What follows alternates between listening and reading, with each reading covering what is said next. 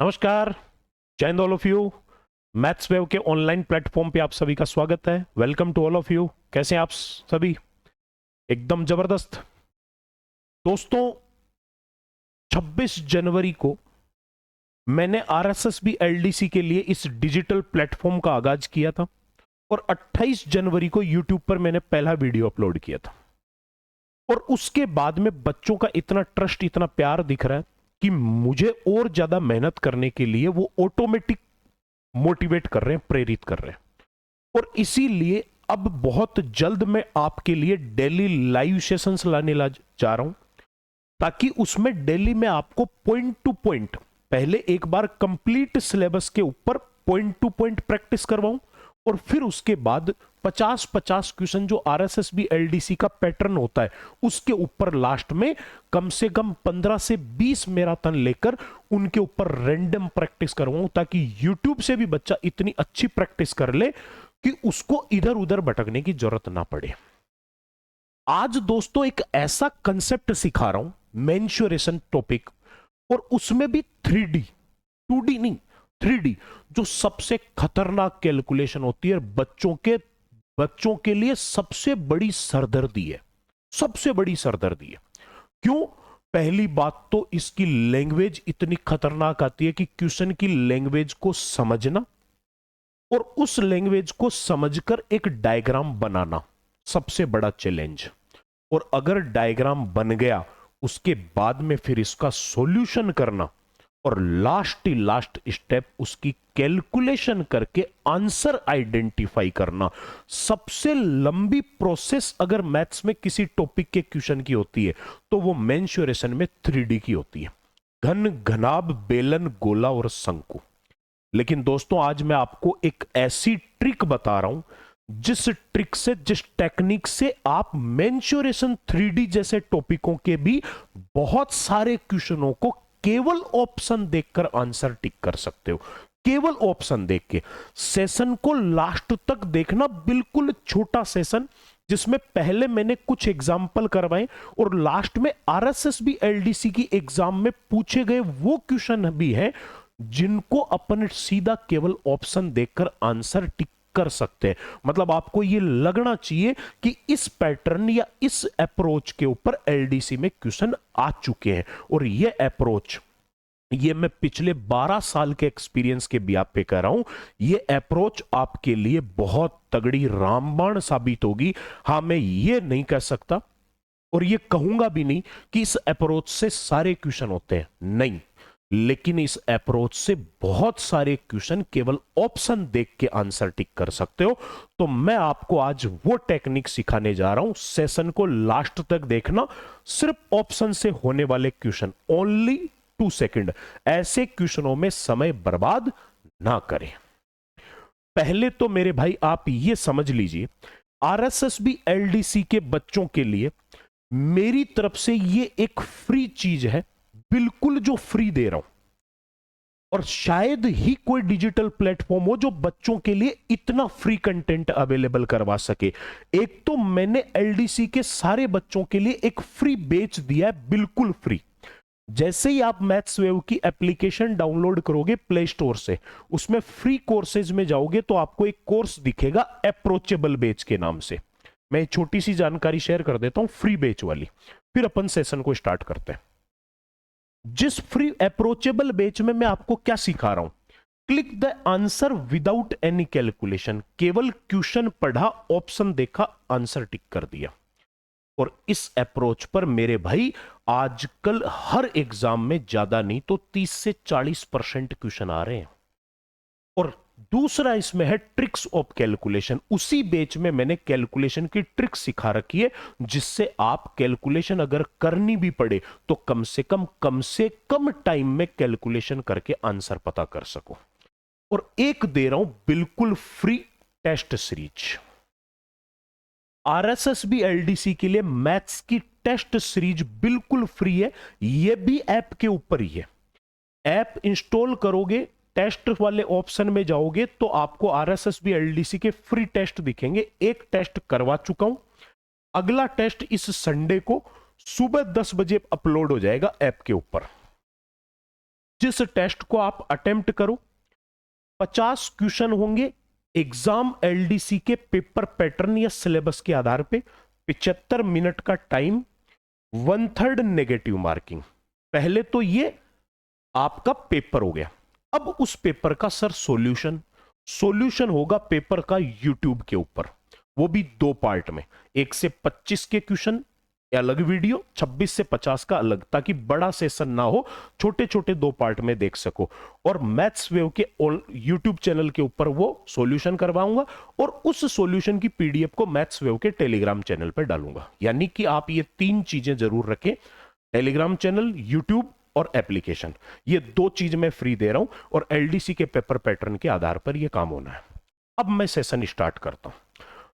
दोस्तों करना क्या है, अपने को पता है कि 5 आकृति होती है 3D में, घन, घनाभ, बेलन, गोला और शंकु, ये 5 आकृति।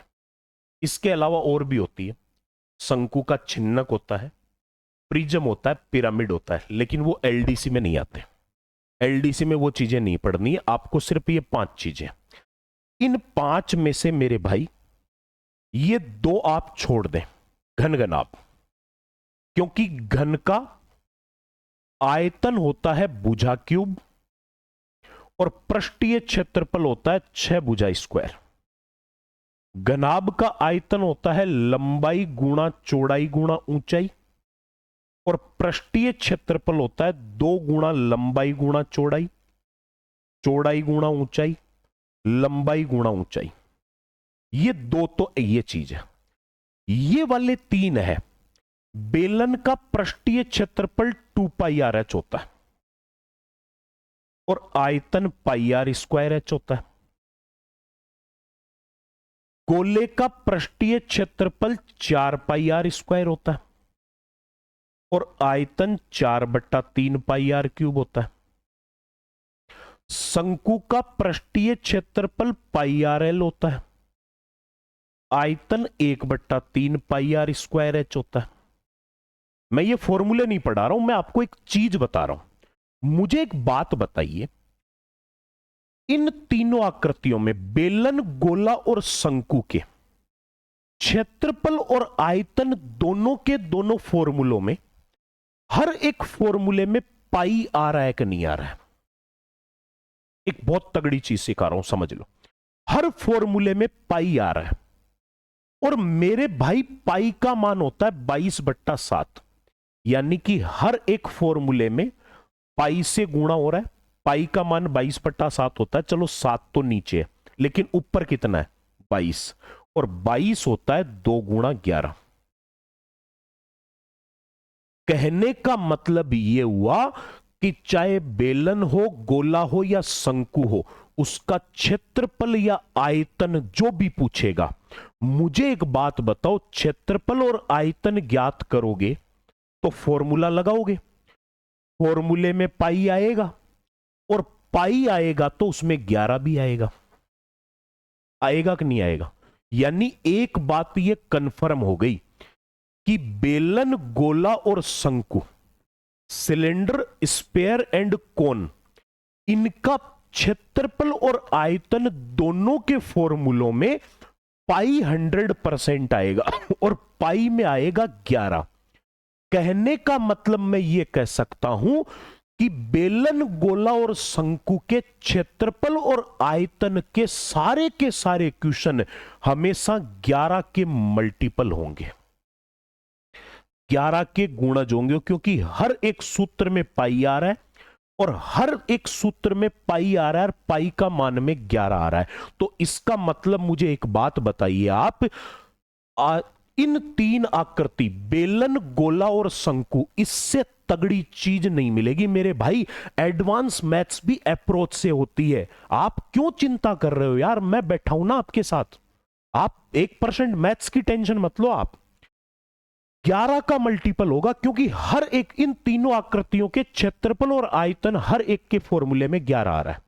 तो अब आप ये समझ लीजिए कि बेलन, गोला और शंकु का अगर आपको क्षेत्रफल या आयतन पूछा जाएगा तो अपन क्वेश्चन को कैलकुलेशन नहीं करेंगे, कितना ही बड़ा सवाल बनाए, अपन केवल और केवल सबसे पहले क्या करेंगे, अपन ये देखेंगे 4 ऑप्शनों में वो कौन सा ऑप्शन है जो 11 का मल्टीपल है, यानी जो 11 के गुणा से बना हुआ है। अगर वो एक ही ऑप्शन हुआ तो फिर मेहनत करने की क्या जरूरत है, आपका आंसर वही हो गया।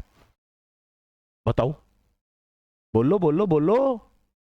यानी कि इतनी तगड़ी चीज है। और ये चीज आप यहां भी देख सकते हो, जैसे मान लो घनाभ का आयतन है लंबाई गुणा चौड़ाई गुणा ऊंचाई। लंबाई दे दी आपको 10, चौड़ाई दे दी आपको 12 और ऊंचाई दे दी 7। मुझे पता है तीनों को गुणा करने पर आयतन बनेगा। तो आपको देखना क्या है, हर एक संख्या को पकड़ के मल्टीपल चेक नहीं करना, आपको उनमें से एक प्राइम नंबर छांटना है, एक अभाज्य संख्या छांटो, इस प्रकार की अभाज्य जो कट ना रहे हो, यानी जिसके कटने के चांसेस कम हो, जैसे 7, 11, 13, 17, 19, इस प्रकार की संख्याएं, जैसे 3, 9, ये वो संख्या होती है जो आपको डायरेक्ट आंसर पता करवा देती है ना, और अर्थमेटिक में भी करवा देती है। और ये जो अप्रोच बेच मैंने आपको दिया है ना फ्री, उसमें ये चीज मैंने भर भर के पढ़ाई है मेरे भाई, भर भर के पढ़ाई है। लेकिन बेलन, गोला और शंकु का आयतन और क्षेत्रफल पूछेगा तो हर एक में पाई आएगा और हर एक में 11 आएगा। कहने का मतलब बेलन का आयतन, बेलन, गोला और शंकु के आयतन और क्षेत्रफल के जो भी आंसर होंगे वो सब के सब 11 के मल्टीपल जरूर होंगे। अब चलते हैं साहब क्वेश्चन पे, आपको थोड़ा प्रैक्टिस करवाते हैं, तब जाके पता लगेगा कि हां गुरुजी बात समझ में आ रही है। बेलन का व्यास 7 है, ठीक है, और ऊंचाई 16 है। एक बेलन है, उस बेलन का व्यास तो 7 दे दिया, व्यास अगर 7 है तो त्रिज्या उसकी आधी हो गई 3.5 और उसकी ऊंचाई दे दी 16। पाई का मान 22/7 उपयोग करते हुए उस बेलन के पार्श्वीय फलक का क्षेत्रफल बताओ क्या होगा। बेलन का पृष्ठीय क्षेत्रफल होता है 2πr(h), तो पाई आ रहा है, पाई आएगा मतलब उत्तर जो होगा वो 11 का मल्टीपल होगा, होगा कि नहीं होगा? उत्तर जो होगा वो 11 का मल्टीपल होगा। मैंने देखा इनमें से 11 का मल्टीपल, अब 11 का भाग दे दे के मत नहीं देखना है, क्या करना है, इनमें से कौन 11 का मल्टीपल है उसके लिए एक एक छोड़ के अंकों को जोड़ना है। इसको जोड़ा मैंने 3 और 2 5, और ये बीच वाला जो बच गया ये भी 5। अगर एक एक छोड़कर अंकों को जोड़ने पर या तो योग बराबर आ जाए और या उनका अंतर 11 आ जाए तो वो संख्या हमेशा 11 की मल्टीपल होती है।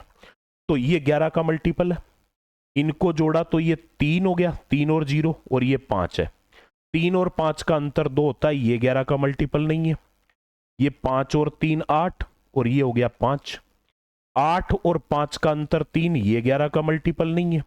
ये 8 और 3 11 हो गया, और ये 4, 11 और 4 का अंतर 7, ये 11 का मल्टीपल नहीं है। एक ही ऑप्शन है जो 11 का मल्टीपल है, तो आपके इस क्वेश्चन का आंसर ये है। भाड़ में जाए, क्या बोल रहा है, आपको क्या मतलब है यार, ये बताओ, इससे बेस्ट चीज बताओ आप। अगर मतलब अंदर से ही आवाज आएगी कि वाह गुरुजी वास्तव में कंसेप्ट मानना पड़ेगा। हम तो इनको पता नहीं कितनी बड़ी सरदर्दी समझ रहे थे, और ये इतनी आसान चीजें हैं। लिखा हुआ है कंक्रीट के बेलनाकार खंबा, एक बेलनाकार खंबा है कंक्रीट का, जिसके तल की परिधि 8.8, ये जो तल वाली ये परिधि है ना, ये पूरी 8.8 है, ठीक है, और एक वक्र पृष्ठ का क्षेत्रफल 17.6, क्षेत्रफल 17.6। तो इसको बनाने में कितने घन मीटर कंक्रीट लगेगा? घन मीटर यानी मीटर क्यूब, और मीटर क्यूब किसका मात्रक होता है? आयतन का मात्रक होता है मेरे भाई। मीटर स्क्वायर होता है क्षेत्रफल का और मीटर क्यूब होता है आयतन का। मतलब ओवरऑल आपसे इस बेलन का आयतन ही तो पूछा है। बेलन के आयतन का फॉर्मूला क्या होता है? पाई आर स्क्वायर एच होता है। तो बताओ आयतन में पाई है या नहीं है? है, और पाई है तो पाई के अंदर 11 भी है, मतलब उत्तर वो होगा जो 11 का मल्टीपल होगा। अब मैंने देखा ये हो गया आपका 5 और 3 8, ये 8 और 2 10, 10 और 8 का अंतर 2 होता है, नहीं होगा। ये देखा मैंने 7 और 5 12, और ये 9 और 2 11, अंतर 1 का है, ये भी नहीं होगा। ये 5 और 1 6, और ये 0, 6 और 0 का अंतर 6, ये भी नहीं होगा। 2 और 2 4, और 3 और 1 4।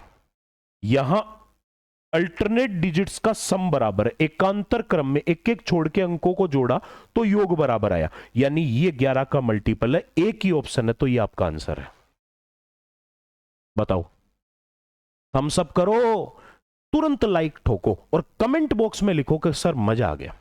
लेकिन मैं एक बात फिर बता रहा हूं, हर क्वेश्चन के ऊपर नहीं होगा। अगर मान लो यहां एक से ज्यादा ऑप्शन 11 के मल्टीपल हो गए तो नहीं होगा, और अगर आपको आयतन या पृष्ठीय क्षेत्रफल नहीं पूछ के कुछ और पूछ लिया तो नहीं होगा। लेकिन फिर भी मैं आपको इसमें से वो क्वेश्चन बता रहा हूं जिन पे ये तरीका लगेगा। मैंने ये नहीं कहा हर क्वेश्चन पे लगेगा, झूठ बोलने की मेरी आदत नहीं है, और सच कहने से मैं पीछे नहीं हटता।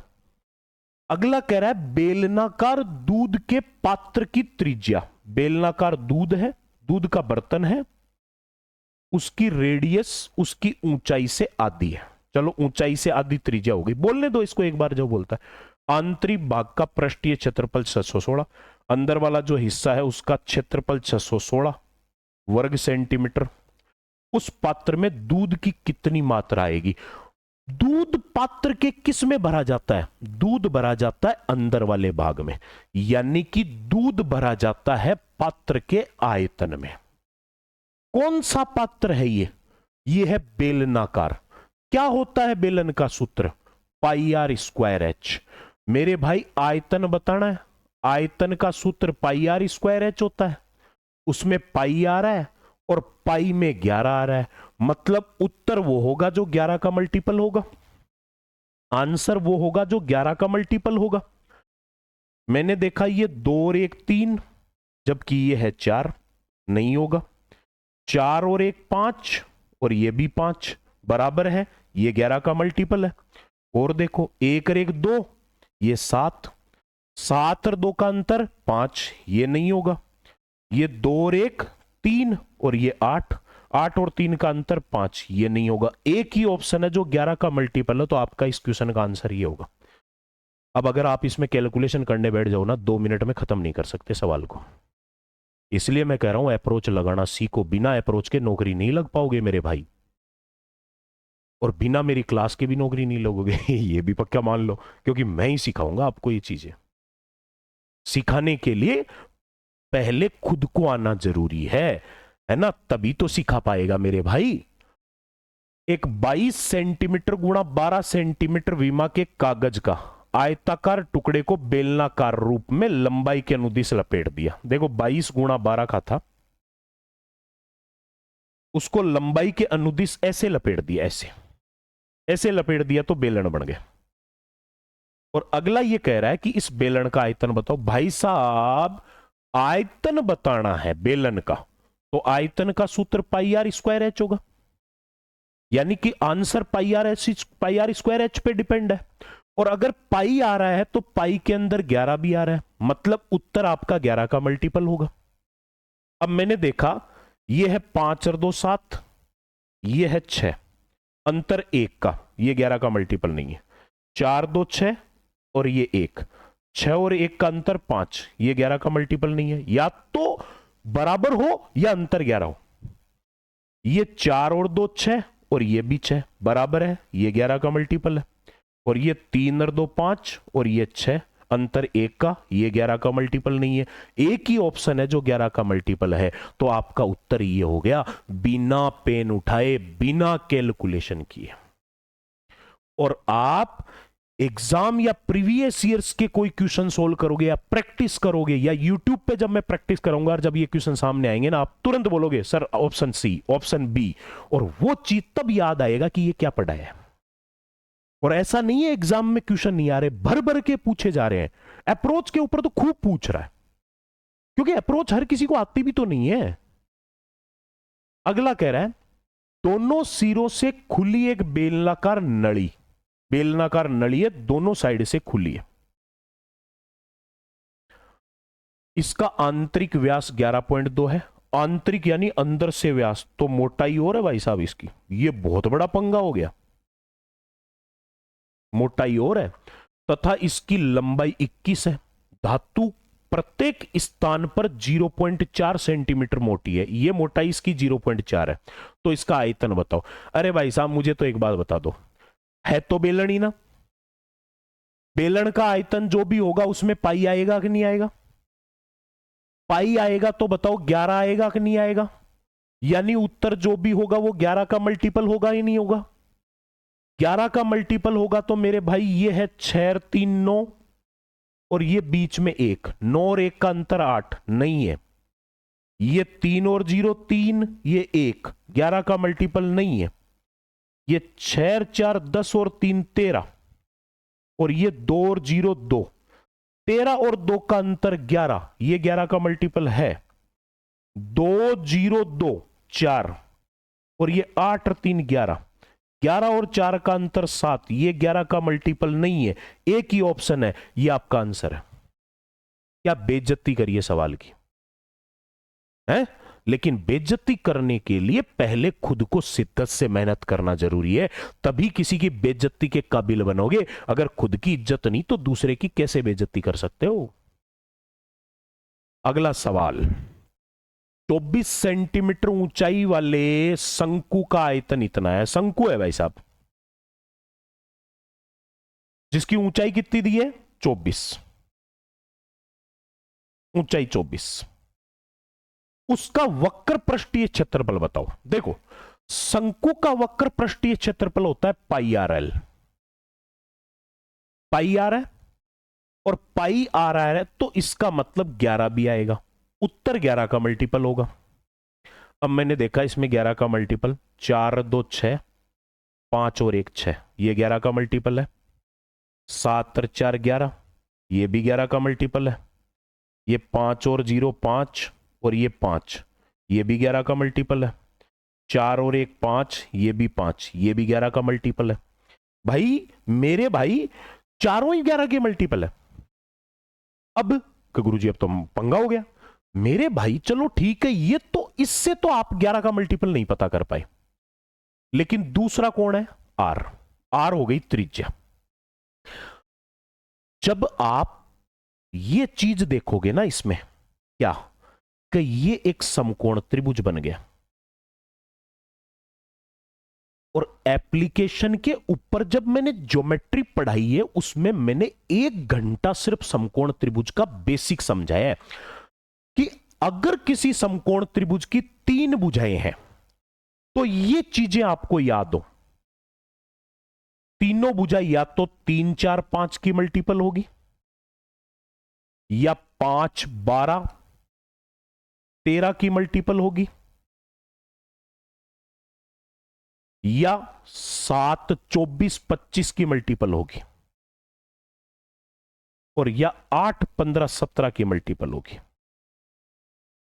अब इनमें से एक बात बताओ, ये वाली ऊंचाई आपको कितनी दे रखी है? 24।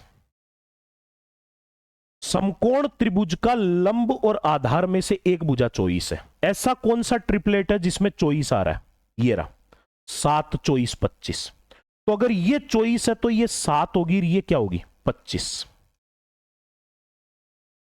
बताओ सही है बात? ठीक है। अब आप एक चीज देखिए मेरे भाई, कि पाई आर एल आ रहा है, और एल यानी तिर्यक ऊंचाई कितनी है? 25। तो उत्तर 11 का मल्टीपल तो है ही है, उसके साथ साथ उत्तर 25 का मल्टीपल भी है। बोलो है कि नहीं है? 7 नहीं कह सकते, क्योंकि 7 तो देखो 22/7 होता है, उससे तो 7 कट जाएगा। तो उत्तर 22 का 25 का मल्टीपल भी है, और 25 का भाग इनमें से एक ही संख्या में जा रहा है, तो ये आपका आंसर हो गया। केवल ट्रिपलेट देख के उत्तर बता सकते हो। अगर एक से ज्यादा ऑप्शन हो जाए ना सेम, तो भी हार नहीं माननी है, थोड़ा सा विचार करना है। थोड़ा सा विचार करके भी आप आंसर पता कर सकते हो। किसी लंबवृत्तीय शंकु के आधार पर अर्धव्यास और ऊंचाई। शंकु, ये शंकु है, शंकु के आधार पर अर्धव्यास, व्यास का आधा, त्रिज्या और ऊंचाई 5 और 12 है। 5 और 12। अरे मेरे भाई अभी अभी तो एक बात बोली थी कि ये समकोण त्रिभुज है, और समकोण त्रिभुज की तीनों भुजाएं या तो 3 4 5 की मल्टीपल होगी, या 5 12 13 की मल्टीपल होगी, या 8 15 17 की मल्टीपल होगी, या 7 24 25 की मल्टीपल होगी। मोस्टली तो यही मिलती है। यहां आपको दिख गया, देखो ये 5 और 12 है, तो कर्ण जो होगा वो 13 का कोई मल्टीपल होगा। यानी इस शंकु की जो तिरछी वाली ऊंचाई है वो किसकी मल्टीपल है? 13 की। और इसने शंकु की तिरछी ऊंचाई पूछी है। तिरछी ऊंचाई जो भी होगी वो 13 की मल्टीपल होगी। इन ऑप्शन में 13 का मल्टीपल एक ही है, एक ही ऑप्शन है जो 13 का मल्टीपल है। बिना कैलकुलेशन के क्वेश्चन को रोन दिया, बिना पेन उठाए। पहले पकड़ो, अगले क्वेश्चन पे चलो।